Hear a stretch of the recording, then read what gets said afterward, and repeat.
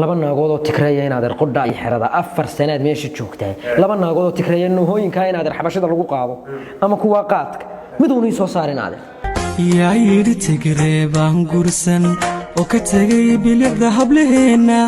diintii quruxdu rabbi siiyay oo baqay ahmar dumarkooda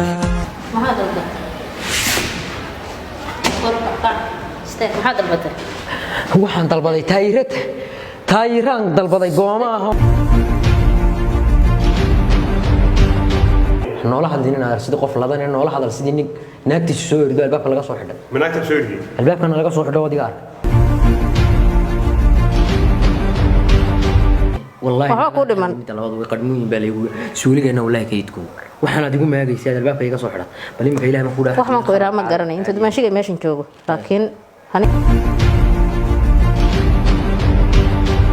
هو كفريسه انا كفريي مي ولد